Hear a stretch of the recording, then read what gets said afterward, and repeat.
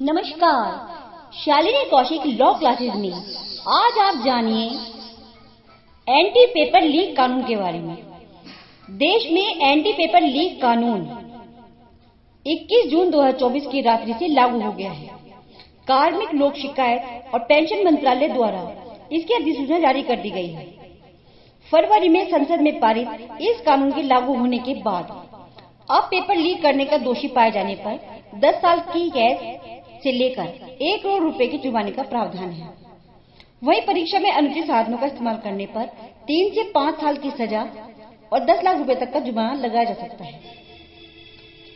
Paper leak या अनुचित साधनों के इस्तेमाल करने पर कानून के तहत पेपर लीक करने या आंसर शीट के साथ छेड़छाड़ करने पर कम से कम 3 साल जेल की सजा होगी। इसे 10 लाख तक के जुर्माने के साथ 5 साल तक बढ़ाया जा सकता है।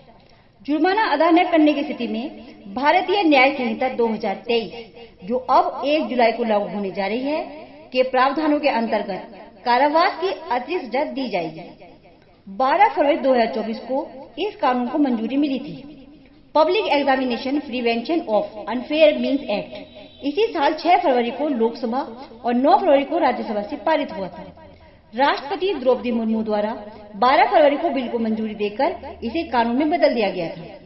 इस कानून में संघ लोक सेवा आयोग यूपीएससी, कर्मचारी चयन आयोग एसएससी, रेलवे भर्ती बोर्ड आरआरबी, बैंकिंग कार्मिक चयन संस्थान आईबीपीएस और नेशनल टेस्टिंग एजेंसी एनटीए की परीक्षाएं शामिल होंगी। केंद्र के सभी मंत्रालयों विभागों की भर्ती परीक्षाएं भी इस कानून के दायरे में होंगी। इसके तहत सभी अपराध संज्ञेय, कॉग्निजेबल और गैर जमानती होंगी।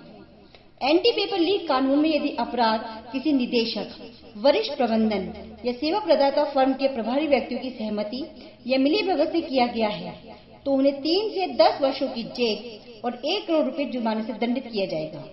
साथ ही परीक्षा संचालित करने वाले सर्विस प्रोवाइडर के दोषी होने पर 1 करोड़ रुपए के जुर्माने का प्रावधान किया गया है। सर्विस प्रोवाइडर यदि अवैध गतिविधियों में शामिल है तो उससे परीक्षा की लागत वसूली जाएगी। साथ ही सेवा प्रदाता को 4 साल की अवधि के लिए किसी भी सार्वजनिक परीक्षा के संचालन की जिम्मेदारी से भी रोका जा सकता है। यदि कोई संस्था संगठित अपराध करने में शामिल है तो उसकी संपत्ति कुर्की और जब्ती के अधीन होगी और परीक्षा की आनुपातिक लागत भी उससे वसूली जाएगी। उपरोक्त सभी जानकारी विस्तार में उपलब्ध कराने के लिए अमर उजाला वेबसाइट का हम हार्दिक रूप से धन्यवाद करते हैं। धन्यवाद।